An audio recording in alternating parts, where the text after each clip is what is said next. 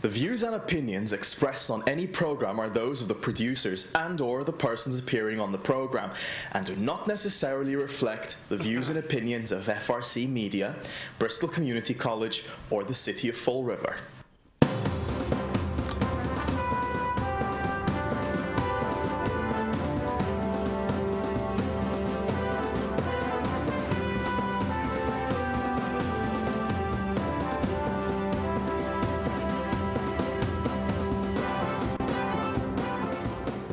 Well, hello. Welcome to Spindle City Straight Talk. I'm Chip. And I'm CJ. And it's Monday, and here we go again. Here we go again, and I'm telling you, it's just nuts.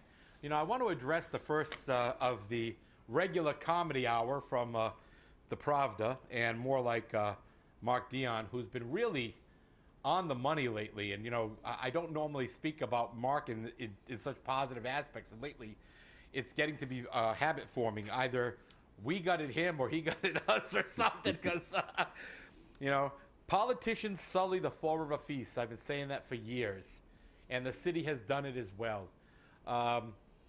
You know, these feasts are supposed to be religious, not political.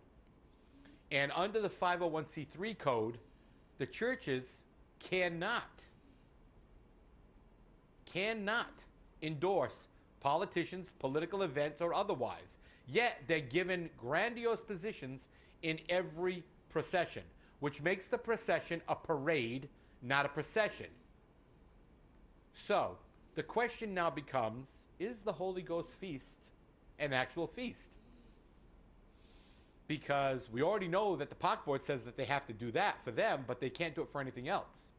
This is becoming a mockery.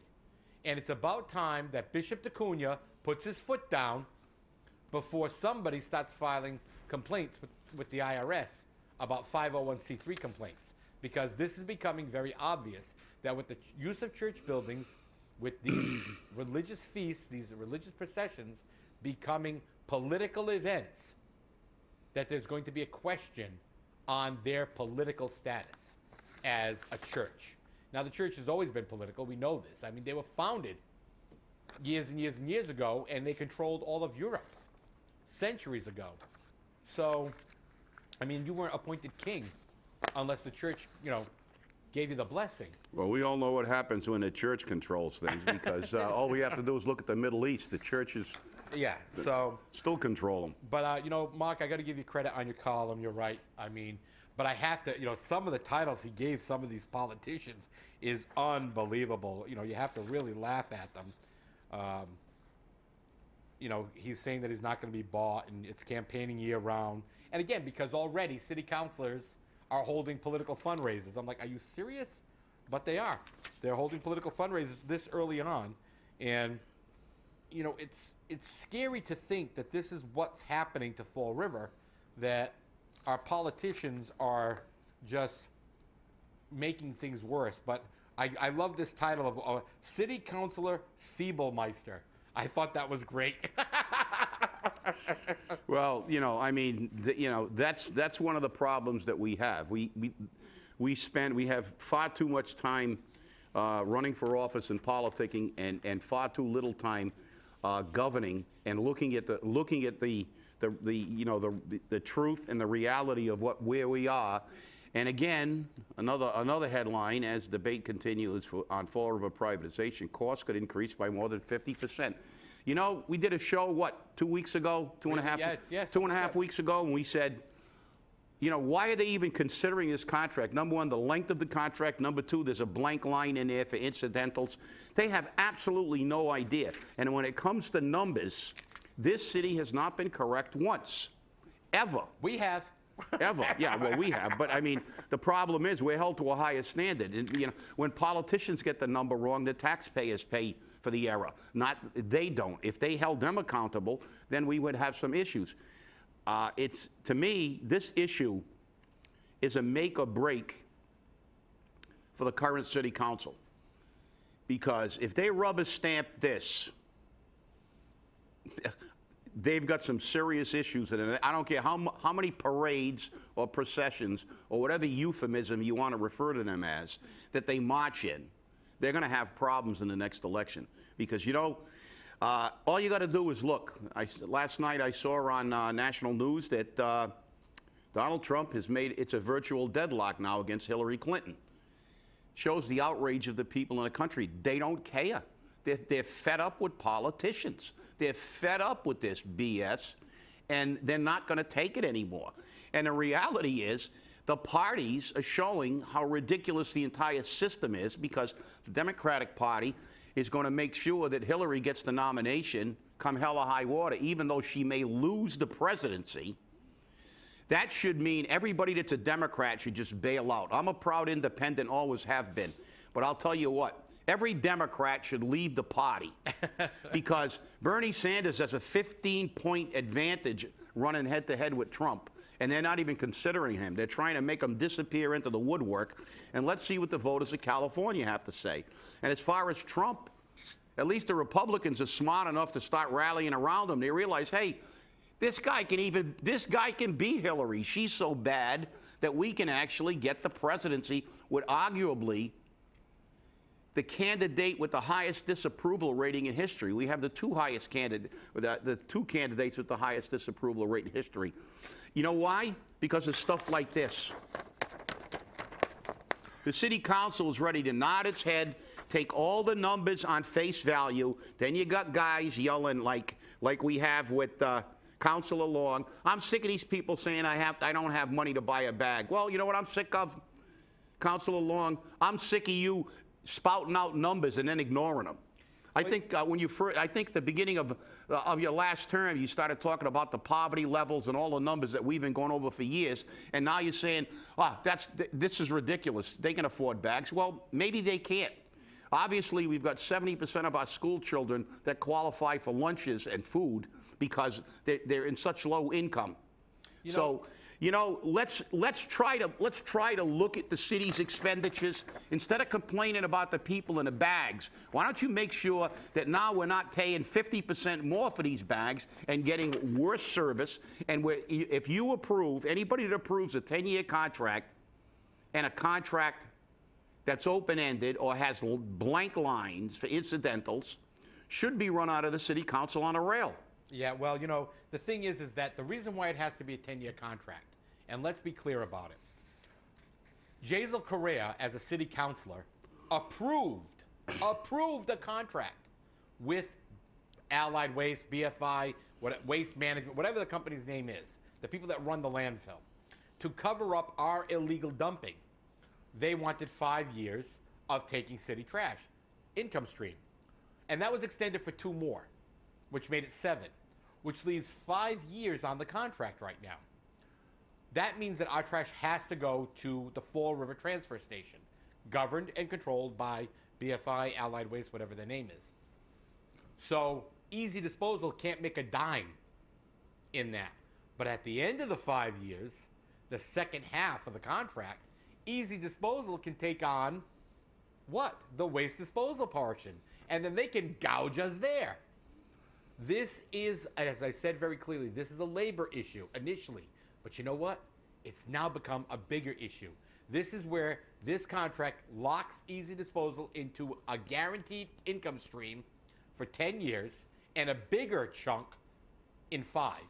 And guess what? You have to pay for it because we don't know what those fees are going to be. Well, we're not even sure about the legality of a 10-year contract, but It has to be so they can make money, just like we went over that contract. We'll have to pull up the show. I don't have the contract in front of me because I didn't know we were going to get into this area. Well, it's not a contract. That was the memorandum of the memorandum, the MOU, the memorandum of understanding, or the MOA, the memorandum of agreement, whatever. But I went over how there's no mechanism if there's a disagreement to have a resolution through arbitration or whatever. That contract it should have been written in crayon. It looked like a 3rd grader wrote that contract. I think it was made in chalk. So and believe me, I've written a lot of contracts. As a matter of fact, about 95% of the firefighters' contract, the language in there, I negotiated and wrote. So the fact is, that contract language is garbage. It allows these people a carte blanche to rape and pillage the taxpayers of this city. And if the city council entertains this as it's being presented now, as I said, they should be ridden out on a rail. It's not in the best interest of the taxpayer. You know, nobody ever remembers the poor beleaguered taxpayer. The poor people that are out there in this city, as I said, and I think it's probably lower now, but the last stat I could figure I got was only 37% of the people in this city own their own property, which is a very low number when you look at towns that are thriving like Newton, where 75% of the people own property, et cetera, pay taxes. But of that 37%, I would say that a very high percentage are retirees on fixed incomes who probably have their house paid off because they're elderly, but they're hanging on. They've got an income where they don't get more than $360 a year if they get a raise at all. Some of them on Social Security didn't get a raise. Yet they see all their taxes, all their fees, their food, everything's going up. Everything's going up except their paycheck. And there seems to be absolutely no sympathy for these people. They ignore them. They're absolutely, totally ignored. Nobody cares about them except at election time. And believe me, it is unconscionable to me how any governmental body can continue to go the way Fall River is. All we do is spend money and create jobs. 110 grand for a guy that's going to run half of a previous department that had 1/3 of that half removed already because he eliminated the positions. He's getting 110 grand. That political hack in Boston that was running the tourism department in Boston, which is larger than probably our DPW, was getting 101,000. 110. No, the guy in Boston was getting 101. I thought it was 110. No, Okay, 101. I stand corrected. 101. That's the reason I flagged it. When I looked at that, I'm saying, isn't this amazing? A guy who's in with the mayor gets a political job of just over, I'm sure the benefits are good, but just over 100 grand in Boston, where the cost of living is 10 times what it is in Fall River. You pay more for an apartment in Boston than you do for 3 houses in Fall River. And you're required to live in Boston. And you're required, exactly, you're required to live in Boston. But the fact is, he got 101. We get a guy without a degree. Yep. Without any experience. He supervised 13 people. As they said, there are more people in the toilet at Government Center right now than he was supervising at his biggest job. And they probably all have needles in their arms. And the reality is, he got 110 grand. Why? Yeah. Because he's connected. That's not reorganization. No. Getting redundant jobs, removing people who are sitting on their butts playing with computers in the office, and there are people doing similar jobs all over the city. That's a true reorganization. Getting rid of the entire financial. Why do we have a financial team on the school side and a financial team on the city side, both doing the same work, and neither of them can get numbers right? So why don't we just get rid of half of them and consolidate and make them do? But no, that would be something that a business would do. Well, a prudent action that in private industry, where when you're having financial problems, you actually got to have real solutions. You can't just say, screw it, we'll keep giving more jobs out and raise taxes and fees more. And, you wonder why people are angry all over the country and why people in Fall River have been angry longer. I'm glad we led this curve. Well, it's interesting because you talk about finances and whatnot, but the city currently has been operating illegally because they have to put into ordinance, and it's coming up for the second reading on Tuesday, an ordinance that allows the director of finances to sign the checks and the finance stuff. So right now, who's doing it? How are our bills getting paid? They're being paid illegally. Yeah. Because we don't have a treasurer and we don't have an auditor. And I'm not even sure if that ordinance is legal because I think the state mandates you have a treasurer. That's right. So I'm not even sure if that ordinance is legal. Yeah, but corporate counsel says it's got to be. So you mean a corporate counsel you just spanked? Wait a minute. Okay. Well, let's not. The Secretary of State sends out those letters, and I'll tell you that was a good one. But let's get in real quick because I don't want to use up all our time into a lovely situation that you love and adore. The transfer of monies, because we can't budget our budgets properly. But I think this one speaks volumes but I have to read it directly from the agenda because I think it's funny. Committee on Finance, number 1. Transfers and Appropriations, see number 1 below. I go into the agenda for the City Council meeting, Priority Matters number 1, Transfers and Appropriation, see number 1, Finance. So the top sent me to the bottom, that sent me back to the top. Lovely and clear. That's very nice. But I did have the documents, and if you go online, you can get them. Dear Honorable Council members, asking for the transfers, and I'm just going to get to this nice big chunk here of $889,740. That the sum of $485,000, $210,000, $50,000, $30,000, $10,000, and $104,470, totaling $889,740, be transferred and appropriated from debt service expenditures, insurance expenditures, that's the $210,000, financial expenditures, financial services salaries, community service salaries, and community maintenance salaries, respectfully be credited to the community maintenance expenditures. These transferred, coupled with the internal transfers, will cover fiscal year 16 snow and ice deficit of $991,190. Now, that comes out of the insurance expenditure account. The only expenditures that I know of in insurance from the city is health insurance expenditures and life insurance expenditures if somebody died. Now, I may be wrong, but that money isn't free cash until it's certified as free cash by the DOR. So, yeah, and it may even be being certified illegally. Exactly. So I think that's another question we have to ask, because again, they do this all the time. And how many times, Chip, has the state spanked the city on misappropriation of health insurance funds? They may be doing it again, because I am preparing a complaint. And again, this feeds right into it. Number one, the $489,000 from debt services. What does that mean? We're not paying our bonds again? No, we don't pay our bonds. Remember, we don't pay our bonds. We only pay the interest. So again, who pays for this? The taxpayer. Because later on, we've had trucks for 10 years and we haven't paid a dime on them. You know, we still owe the whatever we paid for them initially, and then we rebond again. So we continue to rebond and pay the interest. Well, you know, you can't do that in your home. You can't continue just to pay the interest on your credit cards and get more credit cards, which is just what the city's doing. It may be a simplistic analogy, but it's true.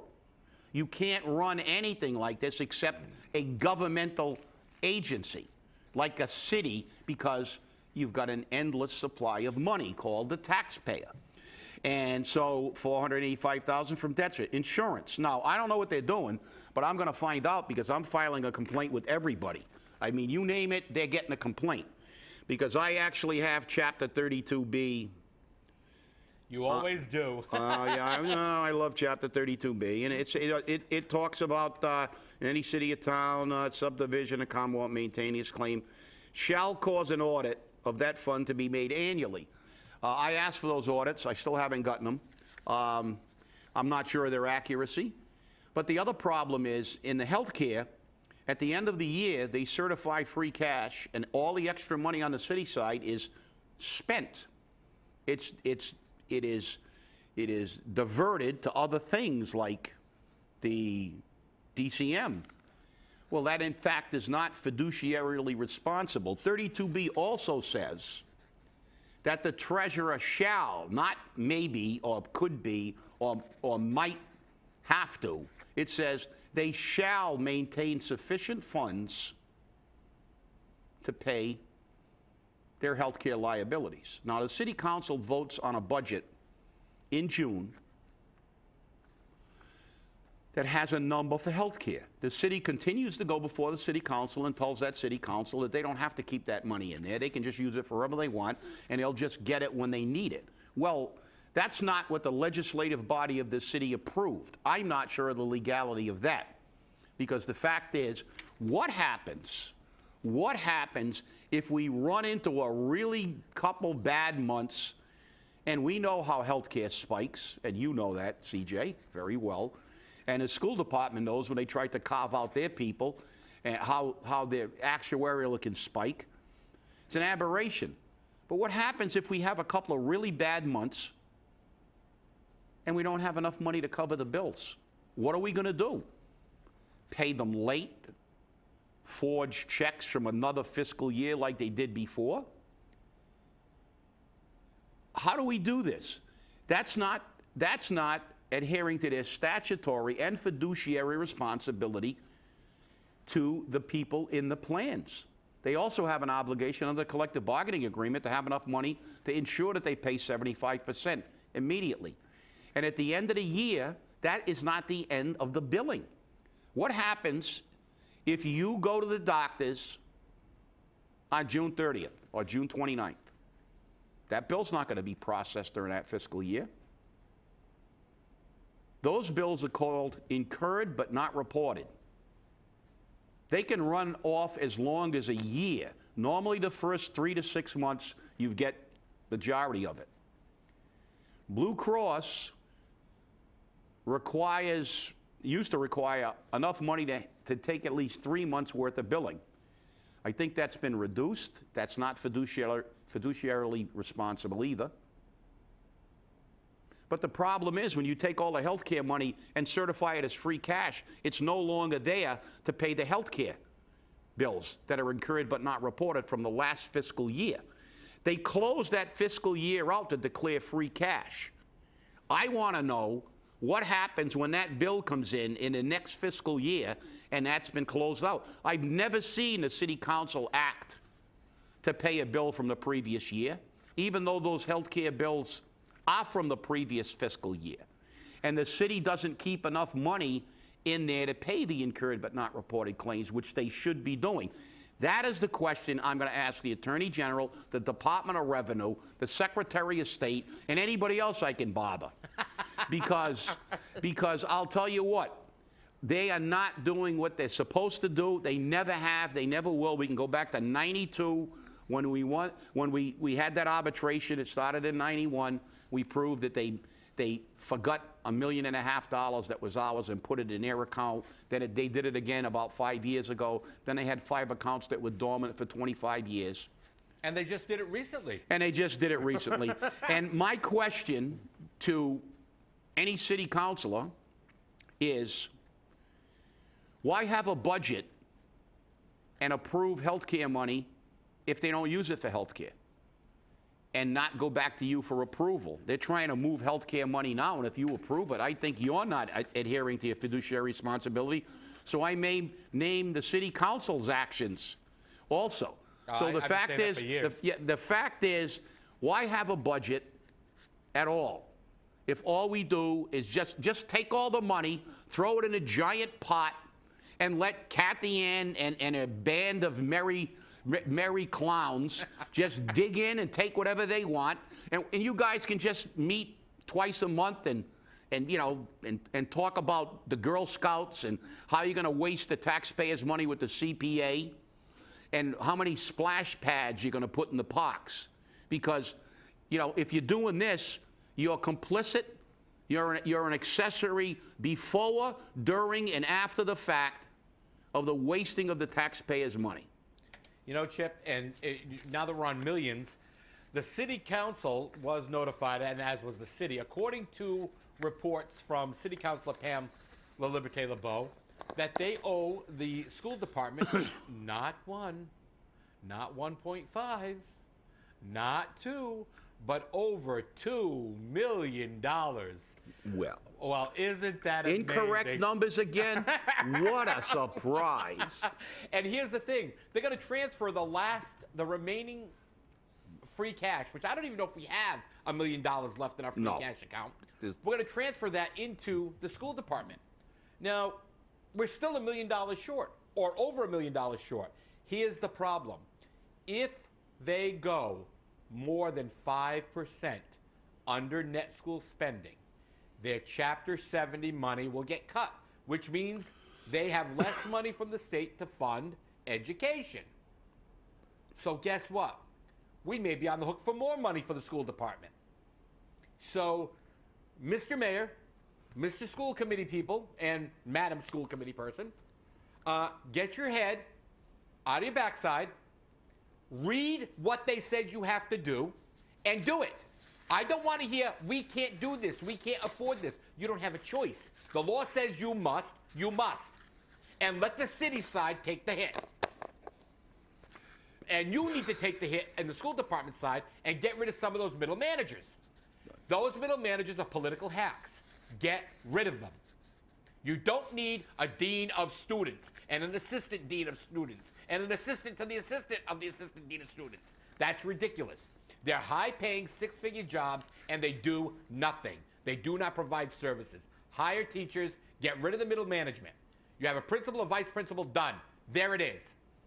Heaven but instead, forbid. you lay off psychologists, which are required for an IEP, and counselors, which are required for IEPs. Don't get me going. Well, you don't get us going. Well, everybody's going. The whole country's going. Let's see what happens in California, and let's see what happens in Fall River, because tomorrow night's meeting is going to be very interesting, because these transfers. Let's see how much debate, and let's see if we have the typical. Well, I'm not happy, but we have to do this. Well, the Pereira principle. No, we don't have to do anything. That's right. What you really have to do,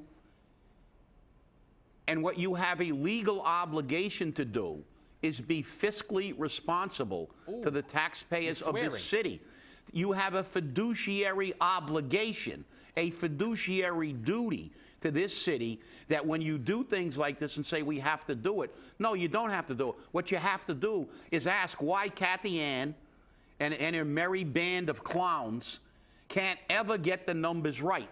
And if we can't get the numbers right, and we have to go to the state every single time to do the numbers and tell us how much we owe, why do we bother paying these people? Not only do we pay them, they have their alter egos on the school department being paid. That's right. I mean, that kid from the school department sat in 3 meetings of the Healthcare Advisory Board. It was explained to him ad nauseum why you can't carve out the school department when you do actuarial figures, and he still will not come out publicly. Why? Because then maybe they'll figure out they don't need them. Right. Why do you need these people? What we need is teachers in the classroom. What we need is firefighters on the trucks and police officers on the street, and we need people picking up our trash. That's what we need. We don't need $110,000 supervisor supervising a skeleton department. Right. And I got to say this. And Saturday evening, Councilor Pamela Laliberte-Lebeau, I saw her at Windows for the fundraiser for the Kathy Assad Scholarship. And I said to her, and I admit to what I said, before you blindly approve these transfers, she goes, you wonder why I don't listen to you. A comment like blindly approve. Couldn't you just say, I'd like to speak to you about this issue? Well, when you have a city councilor who votes for something on faith, that's kind of blindly approving something. But I didn't go there with it because there was people around and I didn't want to be embarrassing, and that's okay. And then when I left, I said, excuse me, Pam, I need to get by you because I'm leaving. She goes, oh, well, see, why can't you just present it that way? I'm the person that uses a sledgehammer. I don't use a feather. Okay? You're a little less aggressive than I am at times. But once they don't listen to you, you get more aggressive than I do. As I said at an IEC meeting once, when somebody said I was getting a little too aggressive, can't we be kind? And I said, no. Remember that infamous movie Roadhouse? Yep. There's a line in there. We'll quote it. I'm nice until it's time not to be nice. That's it. And when it's time not to be nice, I am not very nice. And the fact is that these people need to be hitting a sledgehammer, because I believe their excuse is they said they could do it. Right. And guess what? We're proving them over and over again. They're quoted. Stay angry. Everybody watch that city council meeting tomorrow to see what they do with your money. And bring your pom-poms and clapping. Have a great day. We'll see you Wednesday.